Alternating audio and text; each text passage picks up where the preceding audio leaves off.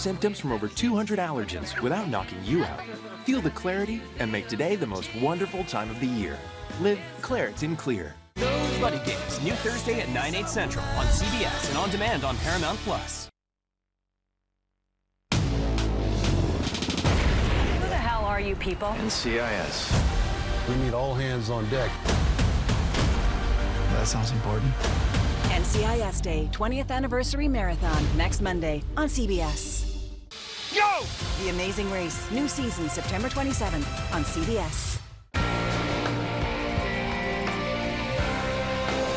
While the leaves are really starting to pop, the temps are climbing up. I'll tell you how hot we could be this week. Live from downtown Marquette, it's your 19 News. Good evening, everyone. I'm Sarah Blakely. Tonight on your WZMQ 19 News, day 4 of the United Auto Worker Union strike against the Detroit Big Three. Tonight, the risk of more workers going on strike in other countries. Plus, a congressional hearing on how immigration policies impact the economy. That report from Washington. And a ski resort in Dickinson County is about to reopen. Hear from the new owners about their plans for the Norway Mountain Ski Resort. Your 19 News starts now. Live from the UP, this is WZMQ 19 News at 11. We are, of course, cooling things down a bit again tonight, but area and the interior locations cannot talk right now. I know what you meant. You're good. Yeah, they usually get a little colder than the rest of us. Yeah, especially Luce and Schoolcraft counties. Friends, it's going to be really chilly there, even into the early hours of tomorrow morning. Excuse me, we could see temperatures between 35 and about 40 for those counties. So just a heads up, possible frost on the way. The rest of our week is looking mostly dry and sunny. We've got some chances of showers for the weekend, but other than that, we can handle that. We'll be warming up to about 80 degrees later on this week. I've got your full forecast after the break. All right, thanks, Ann. We have new details tonight about the suspect who set Michigan State Police vehicles on fire in Sault Ste. Marie about 2 weeks ago. We now have his name and the multiple charges he's facing. 39-year-old James Itani of Orlando, Florida, was arraigned today in Chippewa County District Court. He's facing several felonies, including 1 count of terrorism, 1 count of third-degree arson, 11 counts of assault with intent to murder, and weapons violations. Itani is accused of setting multiple MSP vehicles on fire and shooting at them on September 6th. Police found him at a residence the next day where a shootout took place, which landed Itani in the hospital. He's currently lodged in the Chippewa County Jail on a $5 million bond. Developing now, in a few hours, Ford may not only be dealing with striking workers here at home, but the union that represents auto workers in Canada is preparing for a possible strike against Ford tonight as well. Andres Gutierrez was outside the Ford assembly plant in Wayne with the latest developments on contract talks. Striking Ford workers didn't hold back from letting delivery drivers know what they're doing was an affront to their cause. Truckers are trying to come in. We're not blocking them, but we're giving them a little bit of a hard time. We can't block them, but seems like things are getting ramped up. These UAW members recognize the strength in numbers as their leaders are back at the bargaining table with Detroit's Big Three automakers. The demands include a 36% raise, job protections with the rise of electric vehicles, and a rollback of the concessions they say they made when the companies were on the brink of bankruptcy. Eric Hollins has worked at the Wayne Ford assembly plant for 29 years and would like to see pensions come back. We've given up so much over a period of time. So right now, at this point, with the new people coming in, them not getting treated fairly, we just asking for fair treatment across the board. Ford, GM, and Stellantis have countered with about a 20% pay bump, which the union says is not good enough. We're prepared to do whatever we have to do, so the membership is ready. The membership is fed up. We're fed up with falling behind. Although President Biden said he's sending his acting labor secretary and a senior aide here to Detroit to help with contract talks, a White House official told reporters today they will not serve as mediators and will not be at the bargaining table. In the meantime, these members are ready to strike for the long haul. Look at this turnout. This is what it's all about. This is family right here. Anytime you're amongst family, it's always going to be a good time. The strike is delaying production at manufacturing plants across the Midwest. The effects of the slow in economic activity are already starting to show as production lines slow and around 100,000 workers strike and cut back on spending. Initially, workers demanded increases in wages that would add up to a 46% increase over the proposed 4-year contract. A professor in the supply chain department at Michigan State University says she hopes the UAW can soften its stance. She says as labor cost increases could lead to outsourcing labor because of electric vehicle manufacturing also driving up its expenses.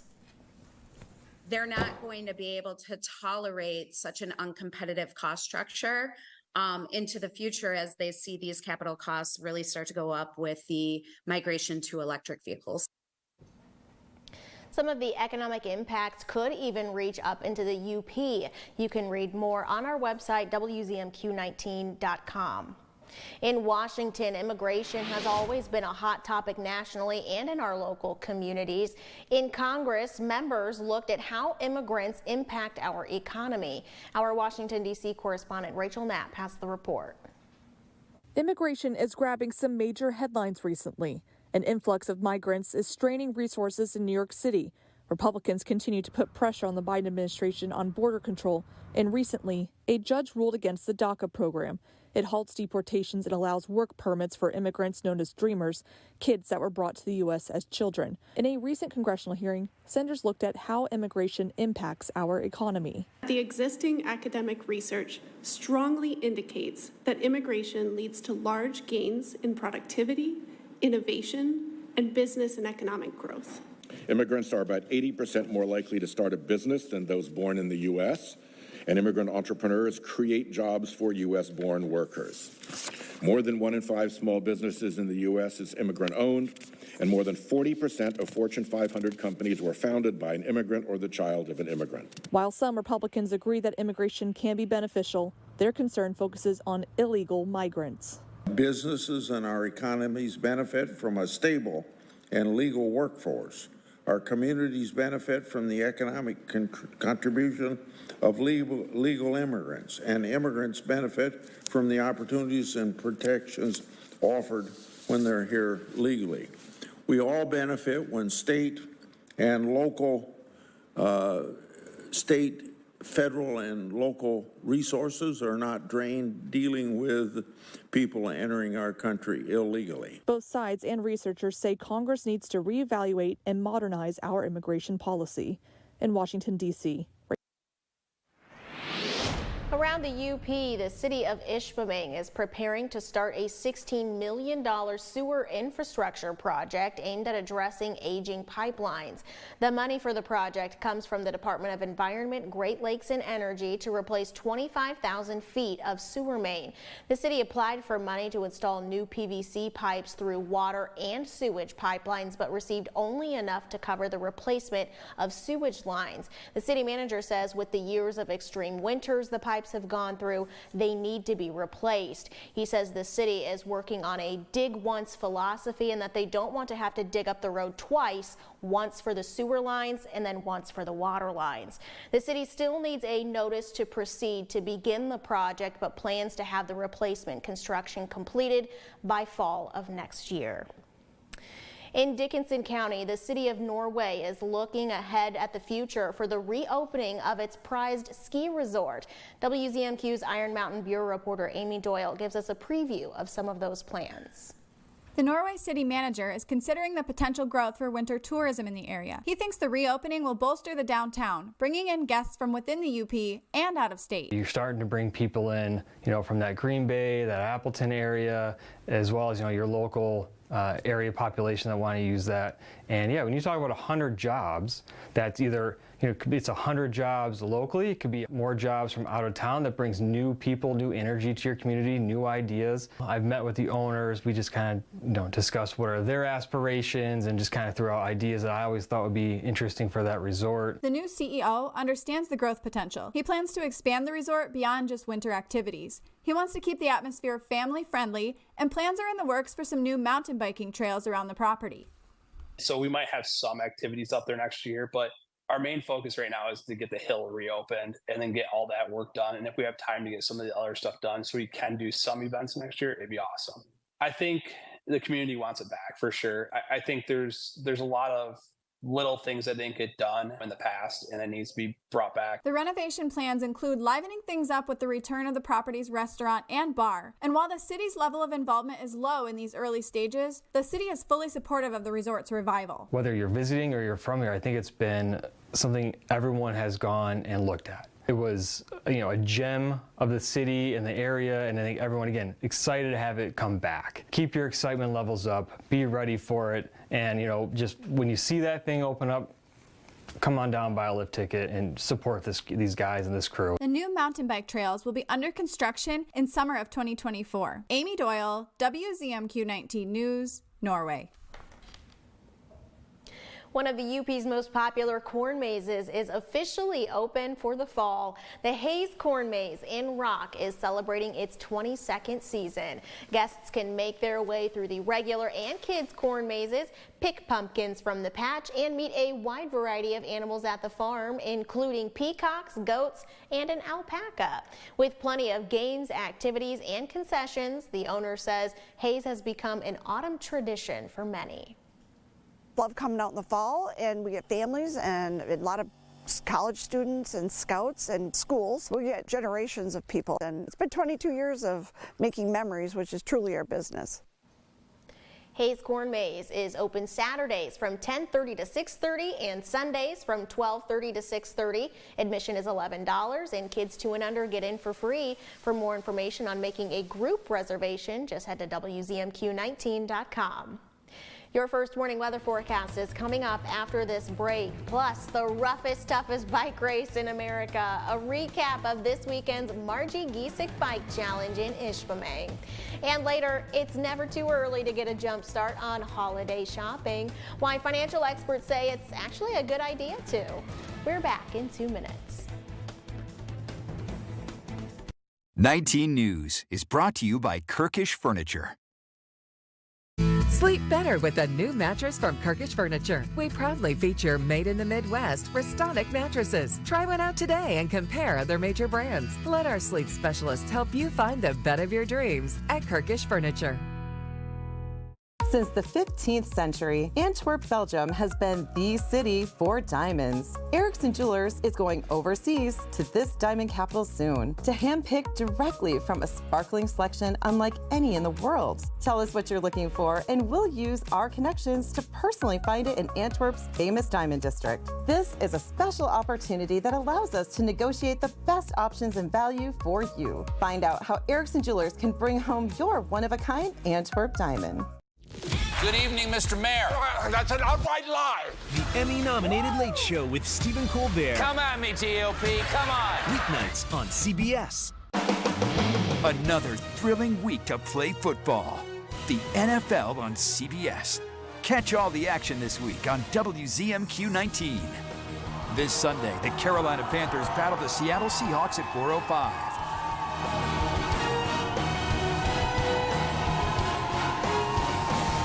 See you this Sunday for the NFL on WZMQ 19, home of the 2024 Super Bowl. The UP's show for family fun. Join me for Pictionary here on WZMQ TV 19. WZMQ 19 News, live and local news, first warning weather, exclusive interviews. Named Best Newscast by the Michigan Association of Broadcasters. Make the switch to WZMQ 19 News. You're watching home to CBS Mornings, WZMQ 19. Now, WZMQ 19 News First Warning Weather with Ariane Stasic. It's happening. We are in the fall temperatures today. We saw a high of about 60 degrees.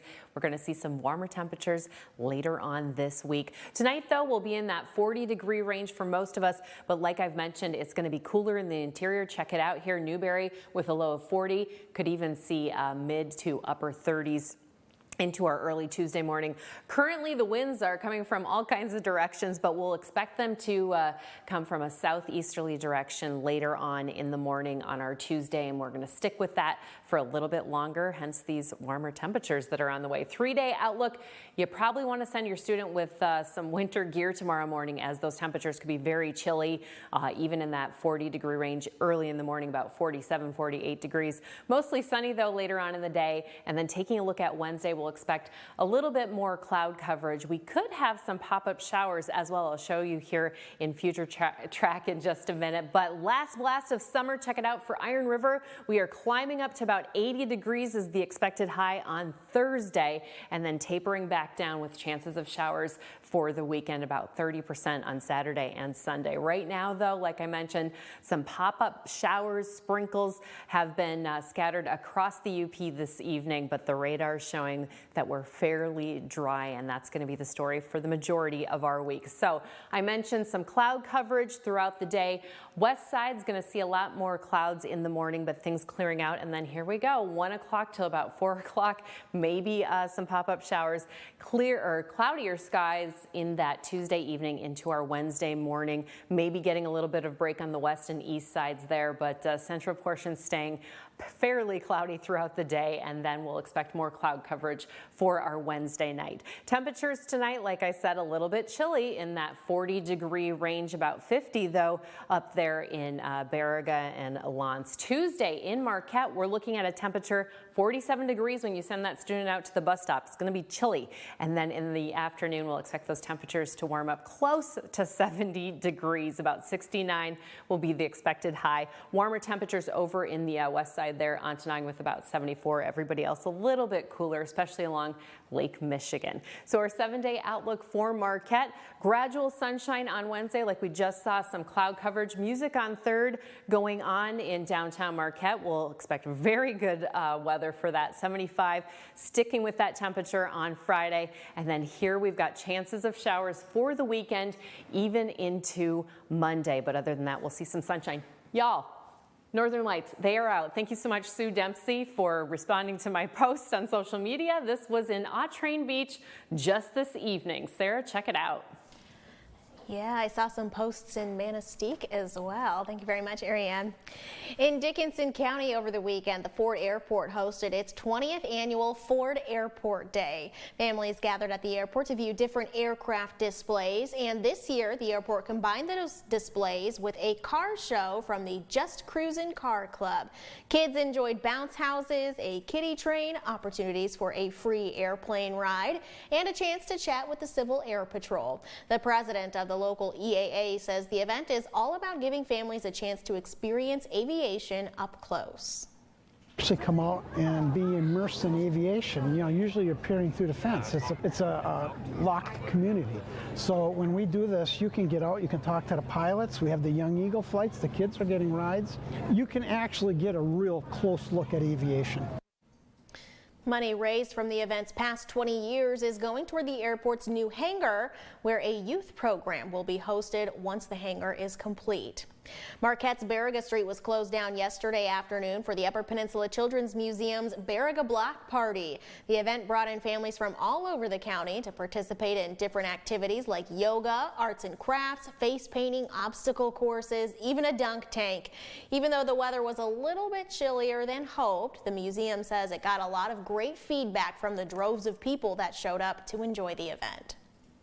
Heard one community member lean over to her friend and say, "It's so nice that Marquette has events like this." And that was just, it was a good feeling, because that's exactly why we did it. We really tried to make it a party where everyone can come to. It didn't cost anything to come to the party itself. Although it's still a little too early for the total amount of money that was raised, the executive director believes that they succeeded their goal for the Nina's Neighborhood fundraiser. Thousands of alumni were on Northern Michigan University's campus over the weekend for the school's homecoming football game. The Wildcats took on the Wisconsin Lacrosse Eagles in front of a full crowd Saturday afternoon. It wasn't the Wildcats' weekend, though, with the team falling to Lacrosse 34-3. But alumni in attendance say even though the Cats didn't secure the win, homecoming was still a success. The whole place up here. It's like it's just we were just very lucky from other colleges at Northern. We had the most unique experience. We really forged great close friends. The win drops the Wildcats to 0-3 on the season. They'll head to Quincy next weekend as they continue to look for their first win of the year. The Margie Giesick bike race in Ishpeming has been called the hardest single-day mountain bike race in America, and this year's event really lived up to that reputation. WZMQ's Scott Minshall has a recap of how it went. Over 1,100 people hit the trail Saturday into Sunday to compete in the 2023 Margie Giesick race. Participants were able to ride or walk the course, with the option of completing 100 miles, 50 miles, or the mini Margie event. We got kids out here alone, we have kids with their parents, we have parents out there alone. It's a transformational experience for people. The race is designed to be as challenging as possible. Racers go through grueling elevation changes and must navigate their way through the unmarked course. So I had good training for that, but still really tough, and a lot of us got to walk up. That was a different change, but you just had to pace yourself, make sure you don't go too fast at the beginning. The race is as much a mental challenge as it is a physical one. Participants train for months before hitting the trail. But for many of the racers, the celebration once crossing the finish line makes the difficult task worth it. I envisioned it all week, just crossing the finish line and seeing my wife and kiddo, and I couldn't ask for anything more. It's just, I'm cloud nine. To complete a challenge like the Margie Giesick, it takes more than just a passionate runner or biker. Support crews, logistical planning, and a whole lot of energy bars are going on behind the scenes. And when you see people come together and work toward a common cause, and that's getting to the finish line, it's just a beautiful thing to watch. The Margie Giesick is put on by the 906 Adventure Team. The organization sponsors a number of races and outdoor-oriented events throughout the year. Scott Mitchell, WZMQ 19 News, Ishpeming. Still ahead tonight, raising awareness of suicide prevention and mental health resources. One man's story of hope after this break.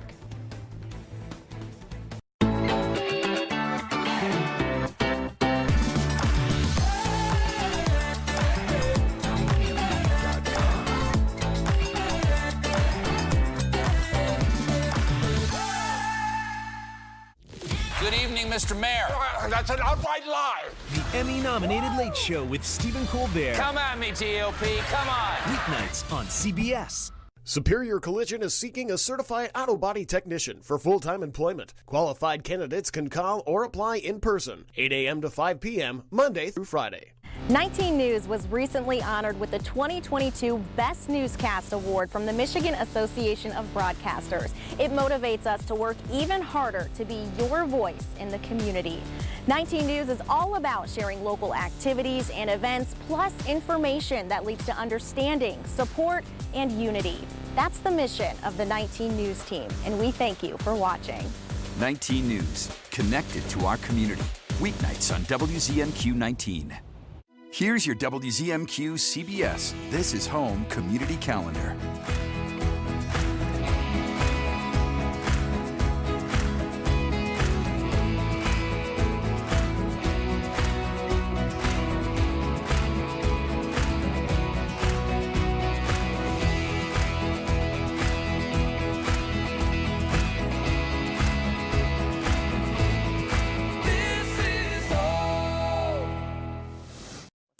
Catch up with WZMQ 19 News on your schedule.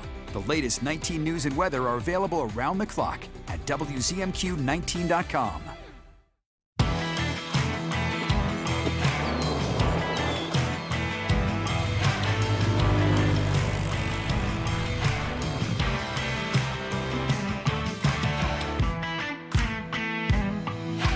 Award-winning WZMQ 19 News, live and local with Sarah Blakely.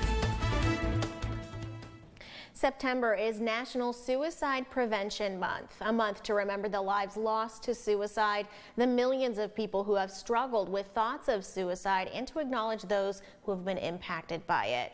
It's also a time to raise awareness about prevention. Danya Backus spoke to one man who wants his story to bring hope to others. Alex Glogovac isn't afraid to admit he's had some dark times. The 24-year-old even contemplated suicide. Suicidal thoughts for me didn't really come till I was about 17, kind of late high school. Ever since then, I'm almost 25 now. I've kind of had them off and on. Suicide is now the second leading cause of death among young people aged 15 to 24. Last year, more than 49,000 people took their own lives. That's more than any other year on record. We're seeing an uptick now in suicide, the rates of suicide with our youth. Now, what is the direct link and correlation? I don't know what that is. And I don't know if we really will ever have an answer for that because there's so many factors. Justina Larson is a licensed therapist and executive director of outpatient services at Newport Academy, an adolescent mental health facility. She says there are behavior changes parents can look out for. Lack of concentration, decrease in performance at school, again, the isolation, withdrawing from friends. Watch their eating, sleeping habits, looking at their social media presence and that footprint. Social media is a huge piece. If there is concern, Larson says talk about it. It can start as a simple conversation of, hey, I noticed some things have changed in you. Can we talk about what you're feeling and thinking? What's going on? Alex credits his family support system and the treatment he received at Newport Academy for helping him cope with suicidal thoughts. The main thing is that you're not alone. Things may seem bleak right now, but it's going to get better. He's sharing his story to give hope to others. Alex is also working to start an organization to advocate for mental health and mental illness. And in Dickinson County yesterday, close to 300 community members gathered to march for suicide awareness for the Hope to Help Suicide Awareness Walk. The event takes place every year, and the funding benefits local suicide loss support in the area. This year's walk brought in local responders from over half a dozen agencies, including the Health Department, the VA Hospital, and Iron Mountain's Caring House. Fall has yet to officially start, but some people are already thinking about the holidays. Michael George explains why. It's still t-shirt weather, but the Christmas Cottage is open for business in Manhattan, giving shoppers a jump on the holidays. And they're not alone.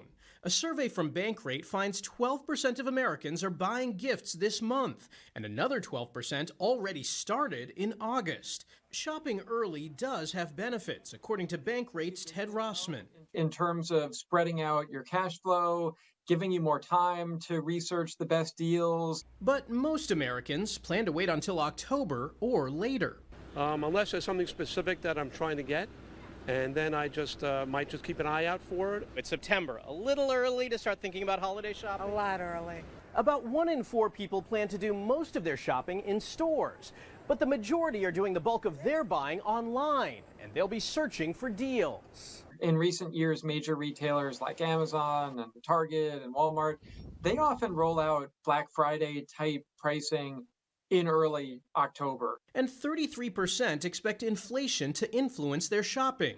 23% anticipate a strain on their budget, and 13% feel pressure to spend more than they're comfortable with. Dale Stenberg plans to stick to a budget. They'll only get what the kids really want, otherwise it's a waste. And others plan to be frugal. We found that about 4 in 10 say that they're just simply going to buy less stuff. So that's kind of the ultimate holiday savings tip. Another tip, avoid carrying a balance on credit cards, because right now interest rates are over 20%.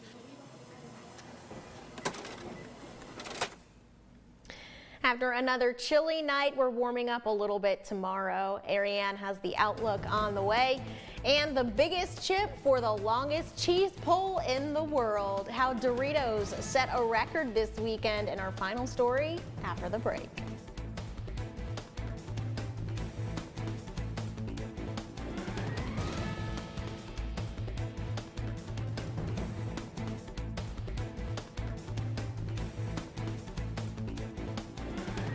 Escanaba and Delta County, home to beautiful beaches, Lake Michigan, lighthouses, pretty parks, and great people. It's why so many are proud to say, this is home.